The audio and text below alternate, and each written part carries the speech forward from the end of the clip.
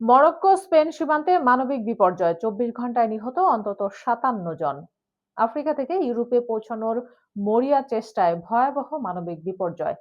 Morocco Spain সীমান্তে মাত্র ২৪ ঘন্টায় প্রাণ হারিয়েছেন অন্তত ৫৭ জন অভিবাসী। একই সময়ে প্রায় ৫০,০০০ মানুষ প্রবেশ করেছেন স্পেনের স্বায়ত্তশাসিত অঞ্চল সেউতায়। ঘটনার জেরে ইউরোপ জুড়ে শুরু হয়েছে নতুন রাজনৈতিক আলোচনা। বিস্তারিত থাকছে ডেস্ক রিপোর্টে।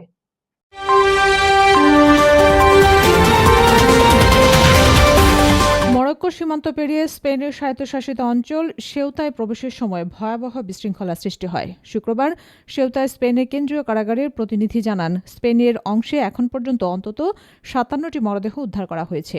কর্তৃপক্ষের তথ্যমতে নিহতদের কেউ সাগরে ডুবে এবং কেউ সীমান্তের ব্রেকওয়াটার ও কাঁটাতারের বেড়া অতিক্রমের সময় পদদলিত হয়ে প্রাণ হারিয়েছেন।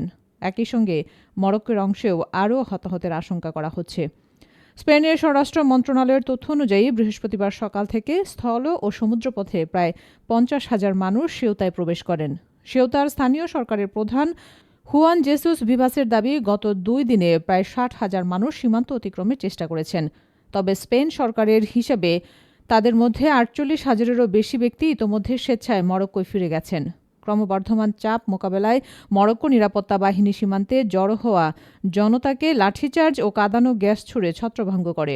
অন্যদিকে স্পেন সীমান্ত জুড়ে সেনা ও সামরিক যান মোতায়েন করে নিরাপত্তা আরও জোরদার করেছে।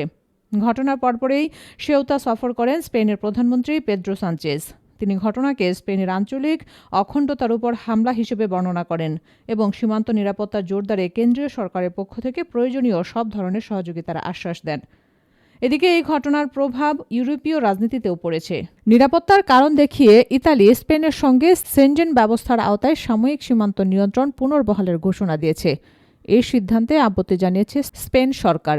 এই সিদ্ধান্তের পর ইউরোপ জুড়ে অভিবাসন ও সীমান্ত নিরাপত্তা ইস্যুতে আলোচনা আরও জোরালো হয়েছে। সংকটের মানবিক দিকও উঠে এসেছে প্রত্যক্ষদর্শীদের বক্তব্যে। মরক্কোর তানজিয়া শহরের এক তরুণ রয়টার্সকে বলেন, কেন এসেছিলাম সেটাই এখন বুঝতে পারছি না। গতকাল দুপুরের পর থেকে কিছুই খাইনি, তাই ফিরে যাচ্ছি। আফ্রিকা থেকে ইউরোপীয় অভিবাসীদের এই প্রাণঘাতী যাত্রা আবারও ইউরোপের সীমান্ত নিরাপত্তা ও অভিবাসন ইস্যুকে আন্তর্জাতিক আলোচনার কেন্দ্রে নিয়ে এসেছে।